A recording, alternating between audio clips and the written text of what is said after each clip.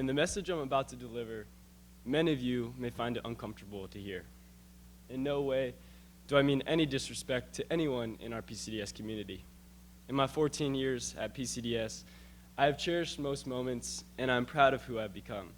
I'm extremely grateful for the wonderful opportunity I've been given to attend this school, and I'm honored to say the faculty are the ones who have encouraged me by challenging myself, by thinking outside the box and pushing my intellect.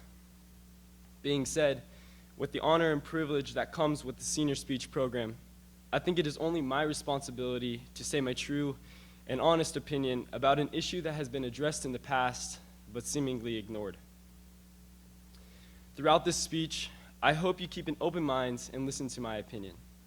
In the examples I'm about to share, I use them only to illustrate my experience, not as an attack on the faculty. Whether you agree or disagree with my message, I hope you all leave here today better understanding who I am and what I stand for. On October 26, 2015, a white South Carolinian school resource officer caused an uproar across the nation after a video recorded showed his excessive use of violence towards an African-American student who refused to surrender her phone during class. During the confrontation with the student, he brutally slammed her down to the ground after she refused to remove herself from the class. As we discussed the situation in our class at PCDS, we were encouraged to share our opinion and express our beliefs. At the time, I was a young 15-year-old, and I was new to the idea of sharing my opinion to others. After being repeatedly asked to share my opinion in class, I stated I believe we were absolutely correct to protest the actions of the police officer as they were a clear use of excessive force. However, I also believed we were too quick to label the police officer as racist because we did not know if his intentions were racially motivated. I did not agree with my teacher's opinion, and my opinion was characterized as racist by that teacher. While I felt humiliated in front of my peers in class, the ramifications for my comments did not stop. Instead, my opinion on the topic was shared with other students in a class I wasn't even in, and I was left unable to defend myself. The effect of being called and labeled as a racist left me extremely hesitant to engage in any conversation regarding any issue similar to one that was spoken about in that class. Like most of us sitting in this auditorium, I became aware of several of my teachers' personal leanings and made a point during my time at PCDS of not casting my own opinion to lower the risk of disagreement, especially with those who hold power to affect my grade. I had succeeded in this plan until early spring of my junior year, and when the end was in sight, one of my teachers asked the class who the most conservative student was, a question totally inappropriate for the classroom setting, and one that added no educational value to our class. As the question rolled off his tongue, I could feel a mounting and palpable tension. My heart began to race, and I soon saw 30 eyeballs looking in my direction and 15 pointer fingers aimed at me. By calling me out as the reddest kid in the room, my classmates and teacher implied that I was as discriminatory, bigoted, and backwards thinking as the Jim Crow-wielding early 20th century Southerner in question.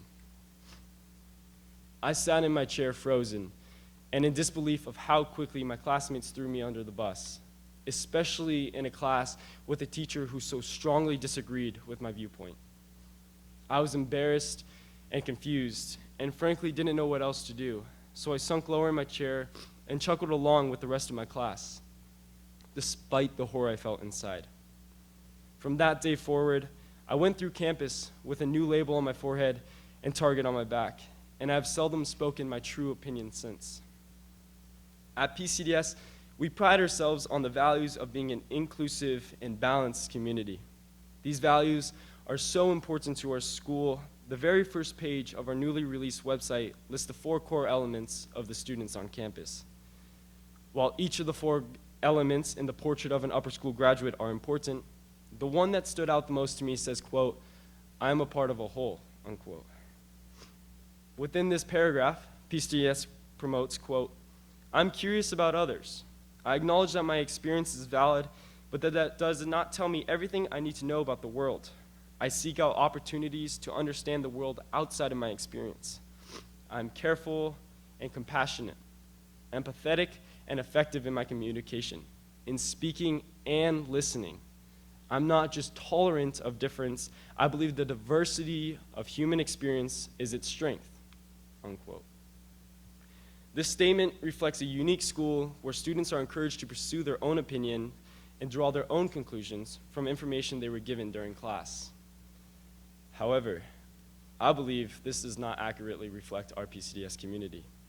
While we have the amazing opportunity to share our opinions, not all those opinions are accepted.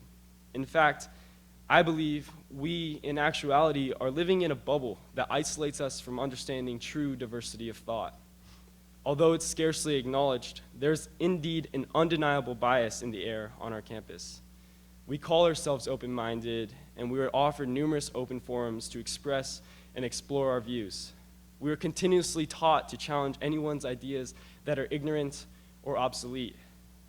Unpopular opinions, however, are often written off or blatantly dismissed by our peers, and on occasion, our authority figures, and what could and should be moments of understanding and teaching other perspectives are turned into uncomfortable interactions that leave both parties labeling the other as something they are not. After all, high school is meant to be a time of discovery, discovering various viewpoints and discovering various systems of belief, and discovering who we are and what we stand for. But over the last 4 years, and especially in the last 2, I've seen little room to explore different viewpoints and have missed out on what so many consider a crucial time in the path to self-identity. I believe we, as a community, have failed each other by not creating an open dialogue and not encouraging students to explore their own beliefs. Often, I have heard students voice their concerns about expressing their own opinions in class. While these discussions are meant to encourage deep thinking, we're instead turned to either eliminating ourselves from the conversation and becoming part of the disengaged majority, or we are forced to agree with the teacher's opinion, even if we do not truly agree.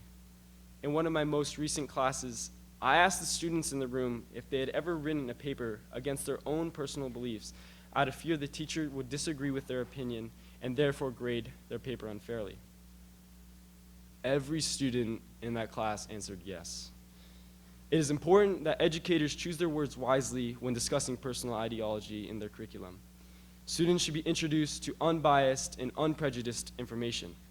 For example, there's a large difference between saying, quote, 5 of the 7 nations hit by the U.S. travel ban are majority Muslim, unquote, then, quote, Trump should be impeached for creating a racist travel ban against all Muslims, unquote, even if the latter is true. PCDS is the leading private school in all of Arizona. We are all capable of forming our own opinions from fact. In my opinion, is a teacher's job is not to promote their own opinions, but rather encourage students to develop and express their own from fact. While I understand I might be coming off as harsh towards the school, we face these same problems in our extremely divided nation. In the past, we turned to Google and other 21st century compasses to provide us with detailed analysis of any topic we desired. Now, those topics we search for are delivered to us from biased reports that try to sway its readers to agree with a certain opinion. For example, I am now inundated with BuzzFeed quizzes that promise to tell me whether I'm Republican or Democrat with the answers to just 10 simple questions, and millions of other biased news reports that call Trump an idiot and Hillary a criminal. And who can blame them? Politicians on both sides of the fence are creating more and more division as Republicans cling to Fox News and the Wall Street Journal, and CNN, and Democrats laud CNN and NPR. This division becomes embarrassing for our country as the politicians who are supposed to be in charge instead focus on undermining the other party and viciously berating other viewpoints. For an audience just now entering the world of politics, the constant bias on both sides makes it hard to understand who is reporting truthful news and whom we can rely on. Snapchat, Instagram, and Facebook, platforms where I could historically engage with my friends and see what sort of activities filled their Saturday nights, are now filled with sponsored advertisements and biased discovery pages. According to Zeynep Tufekci of the New York Times, the algorithms we, as consumers of social media, are shown tend to be sources of partisanship. She states, quote, "While these algorithms also use data, math, and computation, they are a fountain of bias and slants," unquote. Essentially, when we click on an article from one side of the political spectrum, we will find that social media platforms will continue to prompt us with pieces from that same perspective.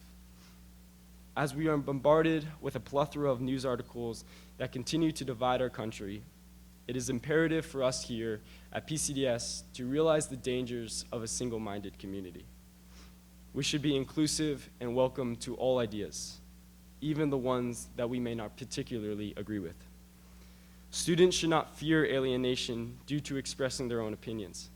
Rather, feel support for creating a dialogue. As I stand in front of you all today and preach the value of embracing a true diversity of thought, I fear that expressing my opinion will impact my remaining time on this campus, or worse, affect more than just me.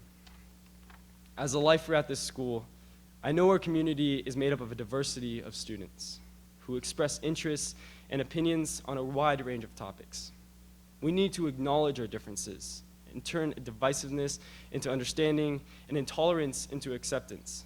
The privilege of attending this school comes with the responsibility of attempting to make it better.